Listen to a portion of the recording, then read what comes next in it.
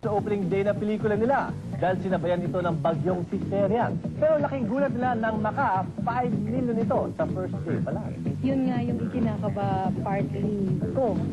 At saka siya rin dahil nung nirelease yung pelikula, may kasamang bagyo. Pero blessing daw ang bagyo eh. Yun yung nga sinasabi ko Ulan. before pa na pag may pelikula ka na, bigyan mo sila ng magandang pelikula. I mean, gawin mo na maganda yung pelikula. Kahit anong humarang dyan, kung panunuorin ng tao, panunuorin talaga. Salamat talaga dun sa, who went out of their way to watch her movie. Tsaka may bahay sa Alabang. Ganon. Pero natatakot talaga sa'yo, tinan mo. Kala nila, takot to, biglain nyo lang to. Ang samahang trabaho lang, walang personalan. Paano yung kilig factor sa King of? Kahit nung una naman, yung first movie namin, sabihin wala kaming pinanggalingang relasyon. Nakita ko naman yung pelikula ng lumabas. It's really the story. Yes. Meron talaga kaming chemistry. Somehow there really is a connection between us. Regine, ganun daw ka-importante si Aga na priority mo itong movie na ito kaysa doon sa movie niya ni Robin. Nagkasabay ba yan? Halos? Hindi. Nauna yung kay Robin. Pero syempre nung sabi sa akin na ito na yung movie na gagawin ko, I was really excited. Ricky Lo, sa mga intrigang Regine Velasquez. Alam natin yung nangyari doon sa embassy, no? First time lumapag yung plane na umapak ulit doon sa space. Feeling ko Parang poke ako. unbelievable. Muntik na nga lang halikan ko yung floor eh. That was really Ano mga happy. pinuntahan mo doon sa It was a space? relief na nandun na ako finally. I went to LA and then I went to New York and Sacramento. More of bakasyon, ano? Ano mga lessons na tutuhan mo doon sa katangahan mo yun? To be aware every time of what's going on. I didn't know kasi na not paying attention will actually cost me a lot. It's so sad that I have to learn it this way, but Regine, si Aga may Charlene na, happy na. In November, may twins na siya. Hindi ka pa parang napipressure na alam mo kanina pa nga nila si Charlene, si Sunshine, kanina pa nila ako and gustong everybody. pag-asawahin eh.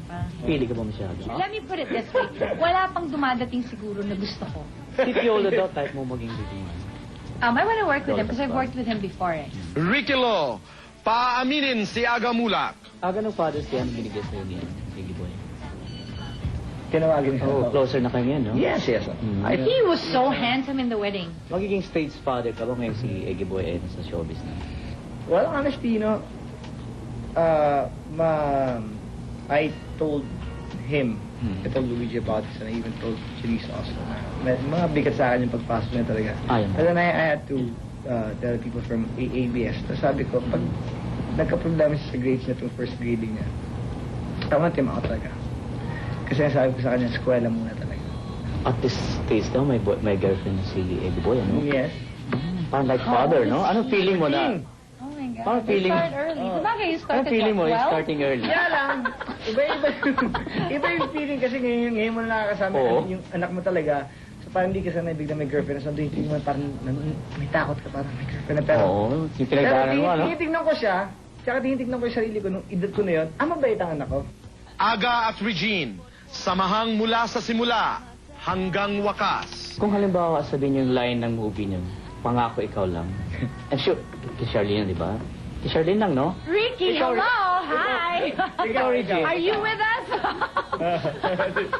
Ikaw, kanina mo sabihin? Wala pa, obvious po ba? ba? Hello? Ano ka ba Uy, baka may naman? iwanak. Ang advice ko sa mga lalaki, huwag kayong may ilang, diretso nyo lang, puntahan nyo, humarap kayo, tao. Direct to the point. Siyempre, hindi pwede yung mga pahaging-haging ng pag ganun-ganon. Maniwala kayo sa akin, panis yun. Hindi umubra. Dapat action ka. Ang mangyayari sa'yo, masasaktan lang kayo. Isang pagkakaibigang dala-dala sa puso, kaya nararamdaman ng nakararami. Maraming salamat talaga. Thank you. And, Masaya yung pelikula and we hope that you enjoy the movie as much as we enjoyed filming the movie. So, para po ito sa inyong lahat, thank you very much again. namin. Bakit?